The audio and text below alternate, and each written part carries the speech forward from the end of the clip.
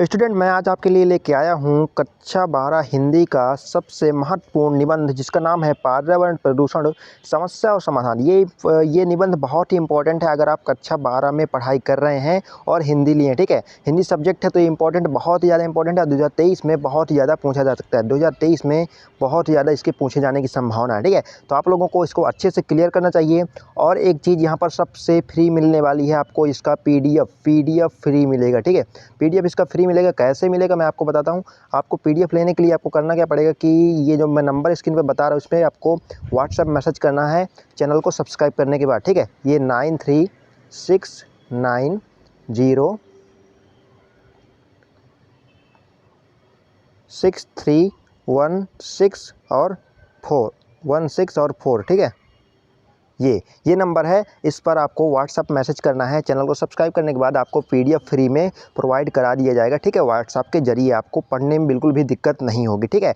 और इस चैनल पर क्लास 12 हिंदी मीडियम के छात्रों की पढ़ाई करवाई जाती है। तो अगर आप नए हैं इस चैनल पर तो जल्दी से जल्दी चैनल को सब्सक्राइब करके ज्वाइन हो जाइए, ठीक है। चैनल को सब्सक्राइब कीजिए और चैनल से ज्वाइन हो जाइए, तो आपकी पढ़ाई एकदम बहुत ही अच्छी होने वाली है पीडीएफ के साथ, ठीक है। तो सबसे पहले आप देखते हैं अपना निबंध कि हमारा निबंध क्या है। सबसे पहले मैं आपको बता दूं कि ये आपका निबंध 9 नंबर का एग्जाम में पूछा जाता है, 9 मार्क्स का, ठीक है।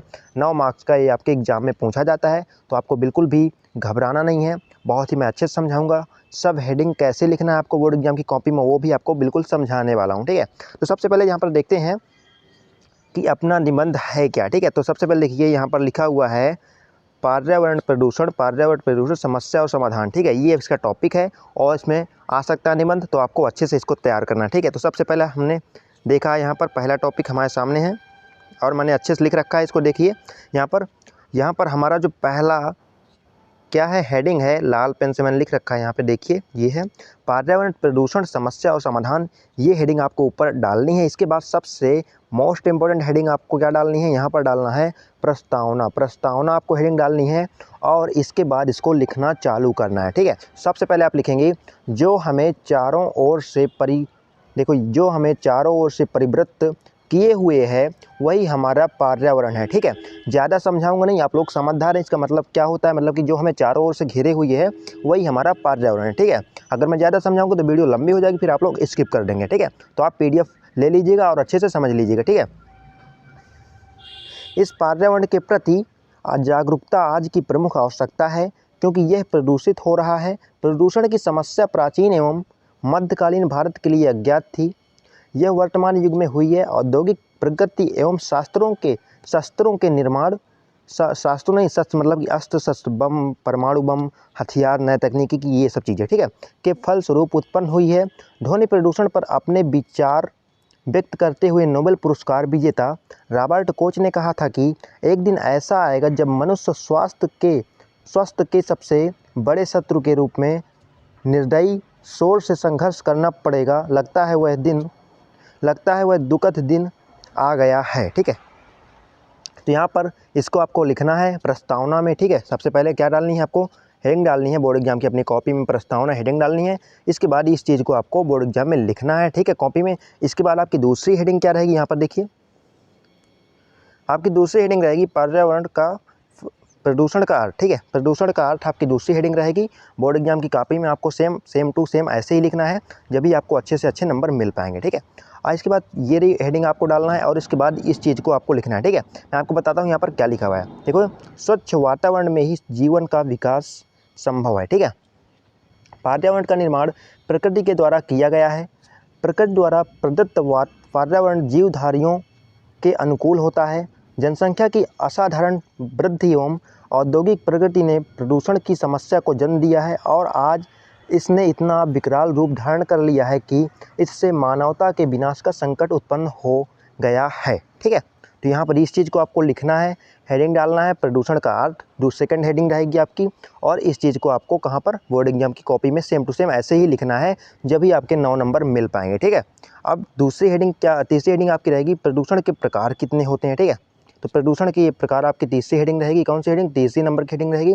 और इसके बाद आपको क्या डालना नीचे, आज के वातावरण में प्रदूषण निम्नलिखित रूपों में दिखाई पड़ते हैं, ठीक है। तो यहाँ पर इसको करना है और इसके बाद आपको फर्स्ट अपना प्रदूषण हेडिंग डालनी है वायु प्रदूषण, ठीक है। आप जल प्रदूषण भी डाल सकते हैं, ठीक है, कोई दिक्कत नहीं है। लेकिन वायु प्रदूषण, ध्वनि प्रदूषण, जो भी हेडिंग डालें, लेकिन मैं सबसे पहले आपको वायु प्रदूषण यहाँ पर दिखाऊंगा कि क्या होता है, और हेडिंग डाल के बताया हूँ और लिख के बताया हूँ कि इसके बारे में पूरा देखिए। यहाँ पर वायु प्रदूषण आपका क्या होता है, आप यहाँ पर देखिए, ठीक है। वायु प्रदूषण क्या होता है, यहाँ पर आप लोग देखिए। वायु जीवन का अनिवार्य स्रोत है, आप सभी लोग जानते हैं। प्रत्येक प्राणी को स्वस्थ जीवन जीने के लिए शुद्ध वायु की आवश्यकता होती है, जानते हैं आप लोग, होती है, जिस कारण वायुमंडल में इसका विशेष अनुपात होना आवश्यक है। जीवधारी सांस द्वारा ऑक्सीजन ग्रहण करते हैं और कार्बन डाइऑक्साइड छोड़ते हैं। पेड़ पौधे कार्बन डाइऑक्साइड लेते हैं और हमें ऑक्सीजन प्रदान करते हैं, ये सभी लोग जानते हैं, ठीक है। कोयला, तेल, धातु कणों तथा कारखानों की चिमनियों के धुएं से हवा में अनेक हानिकारक गैसें भर जाती हैं, जो प्राचीन इमारतों, वस्त्रों, धातुओं तथा मनुष्यों के फेफड़े के लिए हानिकारक हैं, ठीक है। तो इन चीज़ों को आपको लिखना है वायु प्रदूषण में, सेम टू सेम ऐसे ही लिखना है, जब भी आपको नंबर पूरे मिलेंगे, ठीक है। आपको उस नंबर पे कांटेक्ट करना है, मतलब कि व्हाट्सएप मैसेज करना है। चैनल को सब्सक्राइब करने के बाद आपको पीडीएफ मिल जाएगा, तो आप वहाँ पर पीडीएफ लेके अच्छे से इसकी पढ़ाई कर लीजिएगा, ठीक है। अगला आपके पास सामने है जल प्रदूषण क्या होता है। तो यहाँ पर देखिए सेकंड नंबर का हमारा प्रदूषण है जल प्रदूषण। यहाँ पर ये हेडिंग डाली हुई है और यहाँ से स्टार्ट करते हैं पढ़ने, ठीक है। जीवन के अनिवार्य स्रोत के रूप में वायु के बाद प्रथम आवश्यकता जल की होती है, ठीक है, आप सभी लोग जानते हैं। जल को जीवन कहा जाता है। जल का शुद्ध होना स्वस्थ जीवन के लिए बहुत आवश्यक है। देश के प्रमुख नगरों के जल का स्रोत हमारी सदा नीर नदियाँ हैं। फिर भी हम देखते हैं कि बड़े बड़े नगरों के गंदे नाले तथा सीवरों को नदियों से जोड़ दिया जाता है, ठीक है। मतलब बड़े बड़े शहरों के गंदे नालों को नदियों से जोड़ दिया जाता है, जिससे हमारा जल प्रदूषित हो जाता है, ठीक है। इसके बाद क्या है, विभिन्न, यहाँ पर देखिए, विभिन्न औद्योगिक घरेलू स्रोतों से नदियों व अन्य जल स्रोतों में दिनों दिन प्रदूषण पनपता जा रहा है। प्लास्टिक की थैलियाँ, तैलीय पदार्थों तथा कृषि कार्य में होने वाली कीटनाशक तथा रासायनिक उर्वरकों के जल प्रयुक्त में मिलने से भी जल प्रदूषण बढ़ता है, ठीक है। तो ये हो गया आपका। इसके बाद आपकी थर्ड हेडिंग रहेगी ध्वनि प्रदूषण, ठीक है। इसको भी आपको अच्छे से डालना है, इसके बाद इसको लिखना है, ठीक है। इसके बाद ध्वनि प्रदूषण बहुत ही कम है, यहाँ पर देखना है, 2 से 3 लाइन है यहाँ पर। ध्वनि प्रदूषण आज की एक नई समस्या है। इसे वैज्ञानिक प्रगति ने पैदा किया है।